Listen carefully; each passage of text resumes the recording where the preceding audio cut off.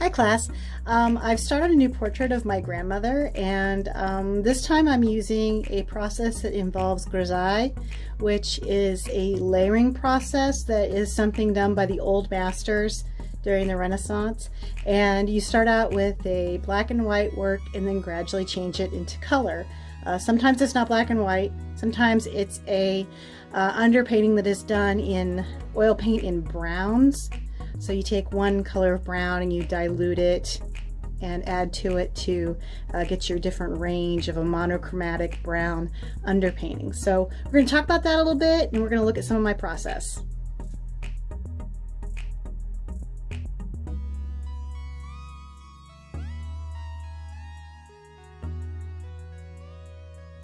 Okay, I have placed my board on the floor and I've already coated it up with a layer of Winsor Newton's clear gesso, and I'm just kind of waiting for it to dry. I'm sitting here on the floor, so you're getting a shadow cast by my table and things, but I'm going to hit it with a hair dryer for a little while and try and get this clear gesso layer to dry a little bit more. We'll talk about that in a minute.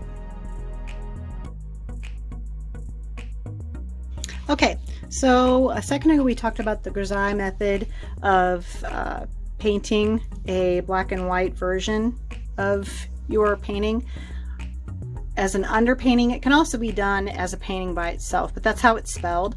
And then what I'm going to be using is a Crescent 201 studio board in cream is the color, and it is 15 by 20, and that was $4 a sheet.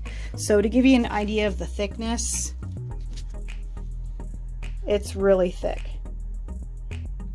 I've got the paper towels right here, the shop towels, the blue shop towels. I like those because they don't put out as much fuzz as regular white paper towels. Clipped underneath my clips so that the clips don't create a dent in my illustration board. So I've got Nana's drawing in monochromatic. I used the carbon sketch shading pencils that we talked about previously from Generals. They're a combination of graphite and charcoal. Then I sprayed it with 2 light coats of workable fixative, and then I coated it with clear gesso. So you can kind of see some of the paint brush streaks.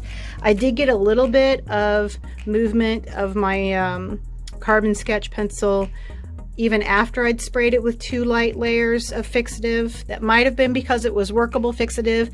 That might have been because I just didn't give it enough coats.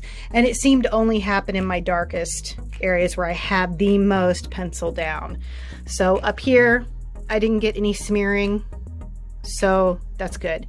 I put 1 coat of the fixative, sorry, 1 coat of the clear gesso, and the clear gesso I purchased is this one. Okay, and what I'm going to do now is I'm going to start putting oil paint on top of this.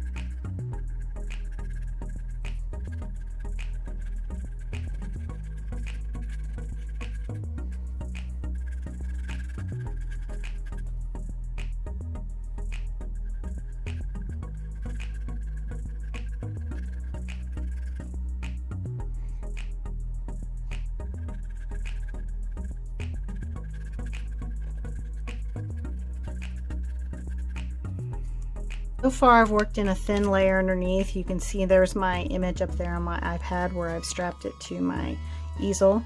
And what I'm working for here, I know that the colors that you've seen so far compared to the photograph are a little bit on the extreme end. They're a little bit saturated, but this is a building process. And every layer that goes on will affect the next layer on top. So you got to think of it in terms of stacks of color coming forward. So this is a similar method that I use on my chalk pastel portraits. If you go to my website at lorificus.com, you can see some of my chalk pastel work, and you can see what the end result of that looks like. I'm applying the paint in very thin layers so that it will dry quickly so that I can work back on top. So far my palette's kind of a mess, but I haven't cleaned it in a while. I haven't cleaned all this old stuff off of it in a while. It's a metal butcher tray. So I'm using my Terra Rosa Red, my yellow ochre, which is right here, and then my Naples White, which is this kind of creamy color right there. So I'm going to avoid using white for quite a while, mostly because her hair is going to be having a little bit of white in it. Her gray hair kind of has a slight yellowish tint to it. I'm also trying to make sure I don't make the forehead too narrow, and so the forehead might look really wide right now. That's because I'm painting the flesh tones into the hairline so that when I put the hair on top, you can see that little peak of skin that you can see between the hairs that you get right close to the hairline. I don't want it to be just a harsh line, skin, hair. That'll make the hair look like a wig. So what I'm doing is I'm painting a little bit further out into the hairline so that when I put the hair on top, it'll come in just a little bit and we'll be able to see that little peak of skin through. So here's what I've got so far.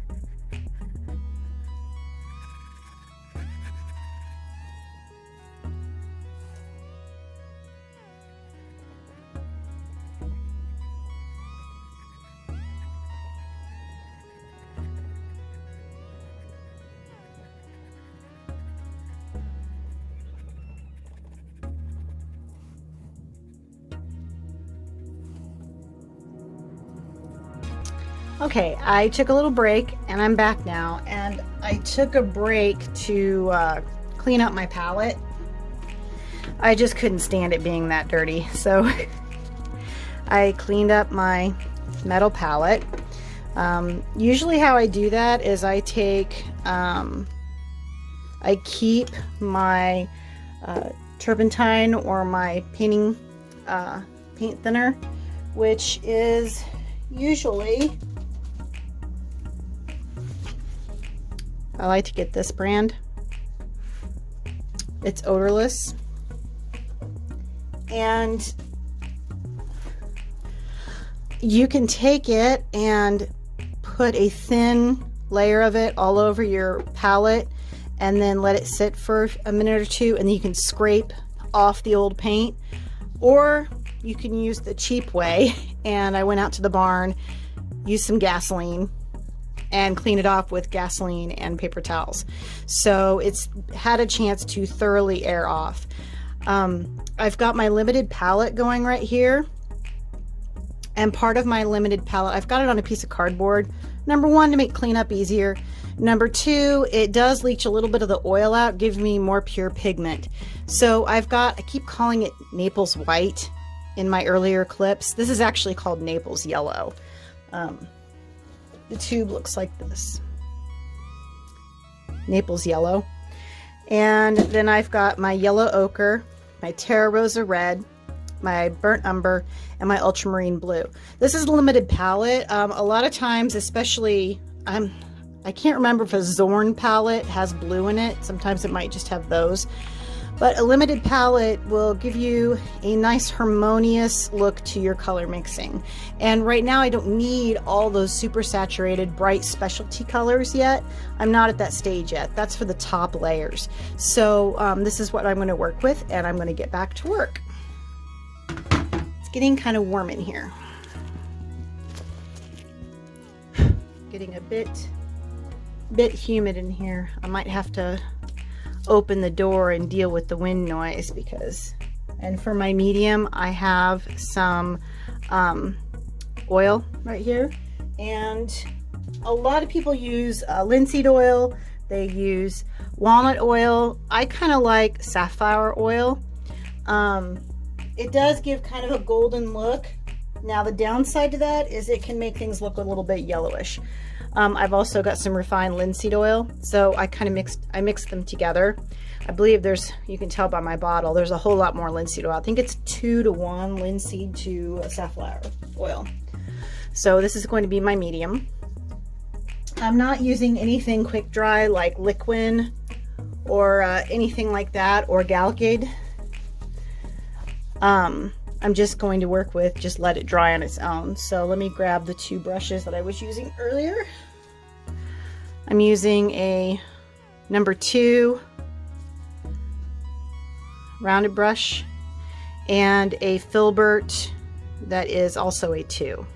My filbert is a not a natural bristle brush, it's a synthetic, and this one's a natural. And if you hear kind of a scratching noise whenever I'm painting, that's because the clear gesso that I put on here, white gesso is this way too, it has a slight rough texture like a very fine grit sandpaper. So when you hear that scrubbing, scraping sound, that's just because it's kind of scratchy.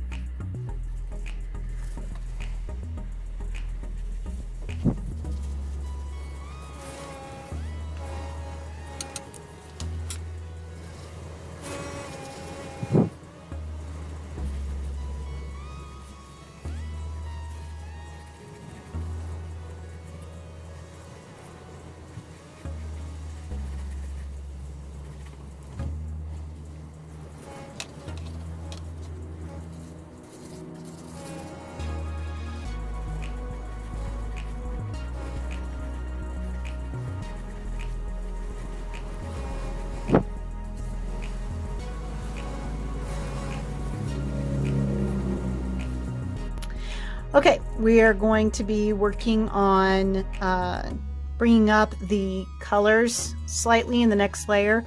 We're going to be mixing a lighter range of flesh tones. Right now, Nana looks like she's been doing some tanning in a tanning bed. I'm going to develop this eye so it recedes a little bit more like this one does. And I'll probably do that. The gloves are squeaky. I'll probably work on the eye first, and this eye can be drying while I bring these flesh tones up a little bit more to the lighter values. For that, I have added titanium white, cadmium yellow, and cadmium red to my palette. So I'm going to get started. You'll notice I don't have any black on my palette. I prefer either to not use black or just use it very sparingly. Typically, as I was taught in my classes, I mix my own black, and the one that I like to mix is by mixing ultramarine blue and burnt umber, which is a type of dark brown. They make a nice black that you can take either direction and make it warm or cool. So whenever I start rendering my blacks, those are the two colors I'm going to be using.